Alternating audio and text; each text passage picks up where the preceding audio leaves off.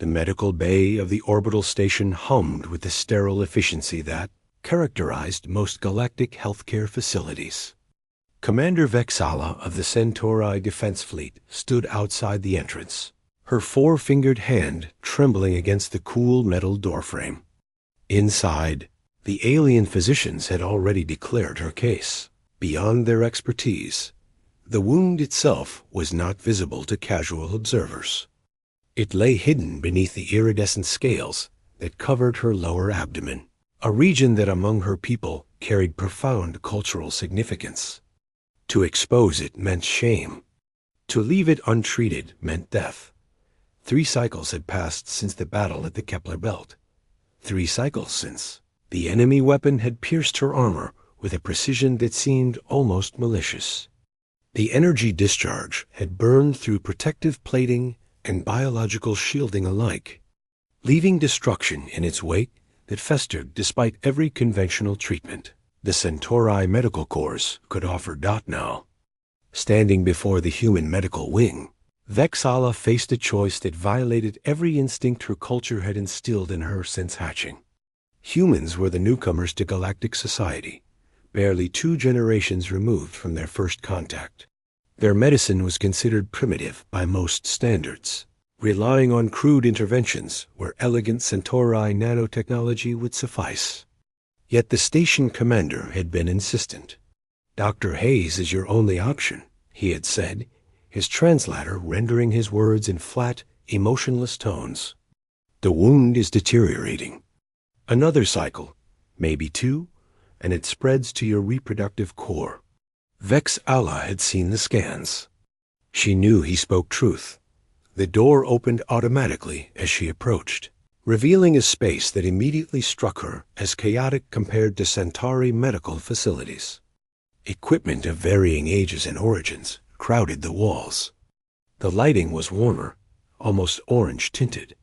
And there, standing beside an examination platform, was the human. Dr. Emma Hayes looked younger than Vexala had expected, though she had learned that human aging was difficult to judge. The doctor's hair was pulled back in a simple binding, and her clothing was marked with stains that suggested long hours of work.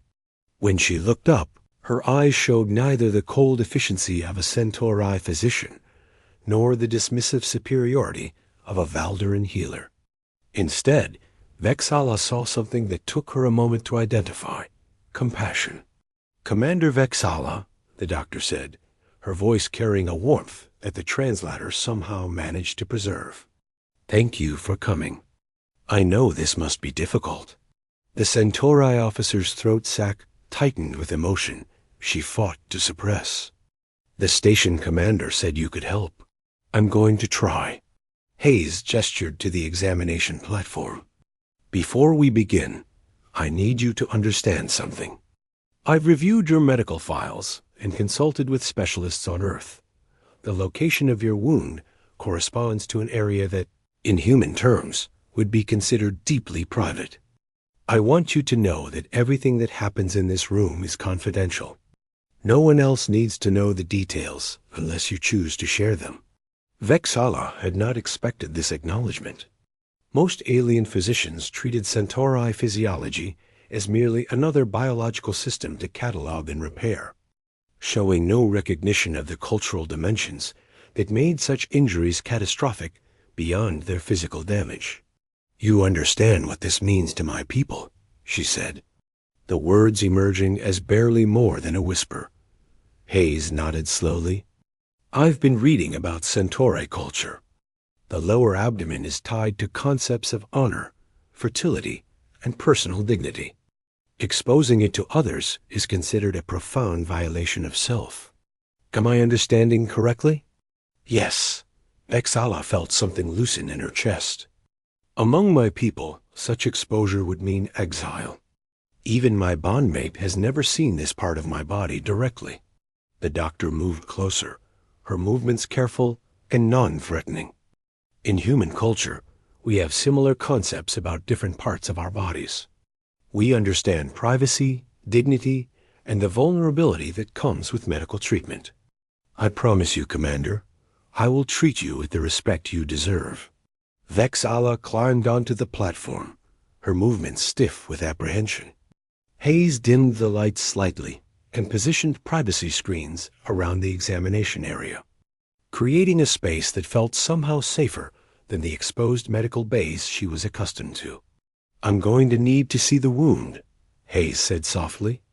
"You can take whatever time you need." The Centauri officer closed her tertiary eyelids and began the painful process of retracting the scale plating that protected her lower body. The movement triggered waves of shame so intense they made her breathing quicken. But Hayes simply waited, her presence calm and patient. When the wound was finally exposed, Hayes made no sound of disgust or clinical detachment. Instead, she leaned closer with careful attention, her scanning instruments moving with gentle precision. "This is a complex injury," she said after several minutes of examination. The energy discharge created a cascade effect through multiple tissue layers. "Your previous physicians were right that standard regeneration protocols won't work here. The damage is too intricate, too deeply woven through different biological systems. Then I am beyond help." Vexala felt despair settle over her like a shroud. "No." Hayes looked up, and her eyes were fierce with determination. "Your previous physicians were trained to see bodies as machines.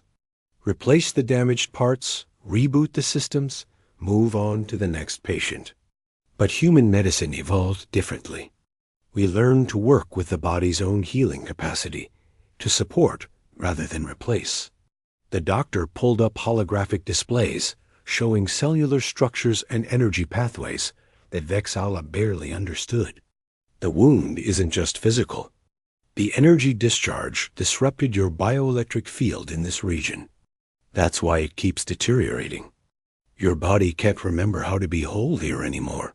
Hayes began assembling equipment that looked ancient by galactic standards. "I'm going to use a combination of techniques. Microsurgery to repair the immediate physical damage, coupled with bioelectric stimulation to help your own cells remember their proper configuration. It will take time, and it won't be comfortable, but I believe we can restore full function." "You speak as though you have done this before." The doctor smiled slightly. "Not exactly this, but I've treated soldiers who came back from war with wounds that were as much spiritual as physical. I've learned that healing isn't just about fixing what's broken. It's about helping someone become whole again." The procedure took 6 hours. Hayes worked with a focus that seemed almost meditative, her hands steady as she manipulated instruments far more primitive than the automated systems favored by other species. She explained each step, never assuming that Vexala's lack of medical training meant she didn't deserve to understand what was happening to her own body. Halfway through, when the pain made Vexala's breath come in sharp gasps, Hayes stopped and simply held her hand until the worst passed. "You're doing incredibly well," the doctor said. "Most humans would have passed out by now. Most Centauri would have chosen death over this shame," Vexala replied. Hayes met her eyes. "There's no shame in being wounded. There's no shame in needing help. Those are lies that cultures tell to make warriors more expendable." The words struck something deep in Vexala's understanding of herself. She had spent her entire career believing that vulnerability was weakness, that needing assistance was failure. Yet here was this human who came from a species that most of the galaxy considered soft and overly emotional, telling her that strength could be found in accepting care.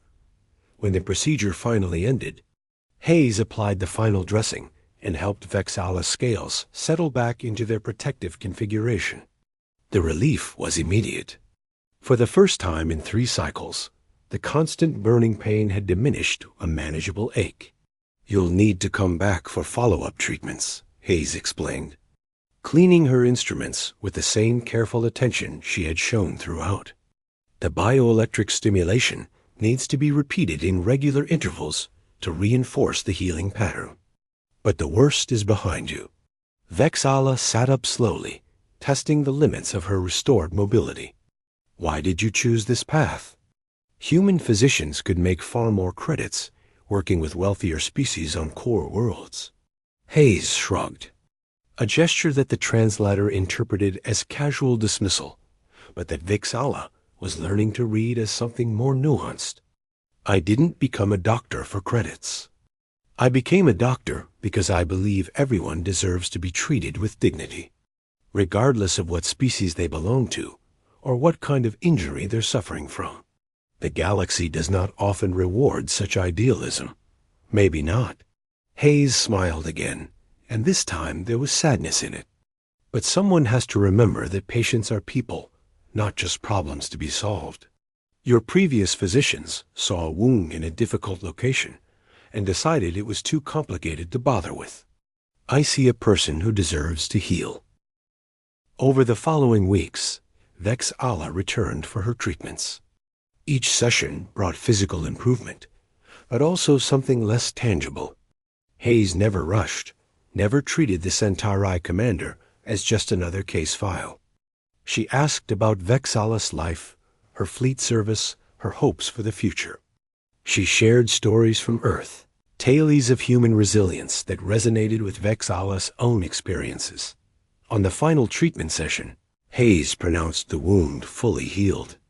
The scans showed complete tissue regeneration and restored bioelectric function. By any medical standard, the case was a success. "How do you feel?" Hayes asked. Vexala considered the question carefully. "Whole," she said finally.